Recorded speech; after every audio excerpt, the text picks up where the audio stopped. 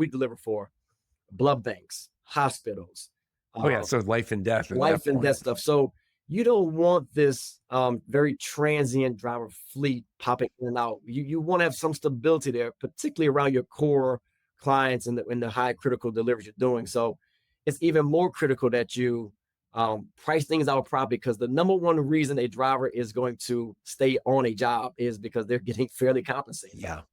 I think you tell me if I'm wrong. I suspect recruiting and keeping all those guys happy and trained and retained is a hidden cost that a lot of these companies didn't anticipate. So they don't say, I, as the CEO of my company, spent this much time recruiting, this much time training, this much time retaining the people I got.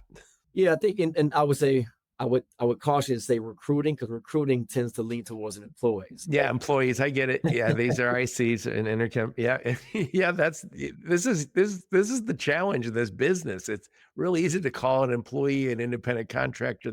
I just did it. It is. It is truly a challenge. It's something that you have to be, as a lead organization, you have to be constantly aware of, constantly preach down, downstream to the frontline folks who are probably having these interactions. We would spend a lot of time when I had my business talking to our dispatch team about what to say and what not to say when communicating with a driver.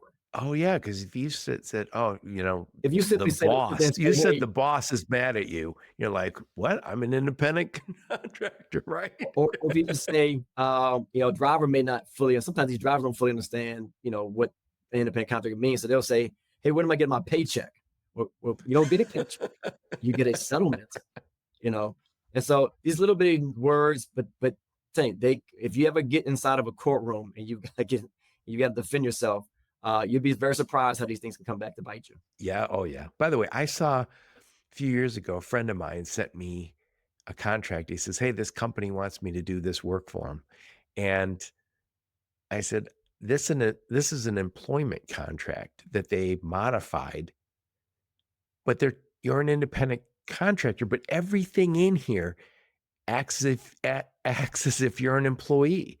Just changing it from employee to independent contractor doesn't matter. I said, just Google it. What does the government consider an independent contractor? And there's like 7 or 8 questions. And I said, we went through them together. And I said,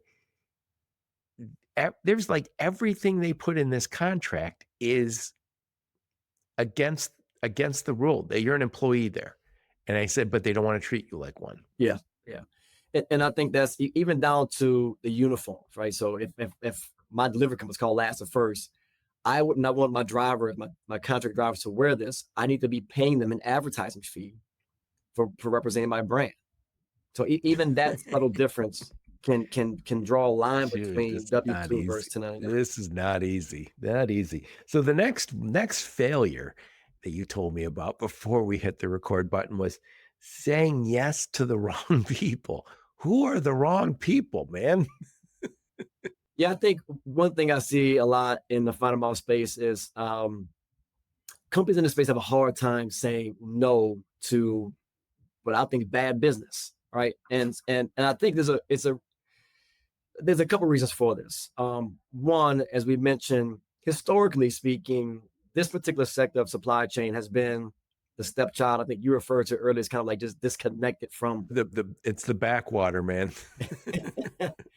Yeah, so I think that has that has gotten to the headspace of folks in our industry where we're always concerned about losing business or not being able to get that next customer, and so we may find ourselves in these bad customer contracts, whether it be the client's not paying us timely, whether it be they're not paying us enough money, and we want to go up on an increase, or whether they want us to exercise more control, but our model may not allow us to do that.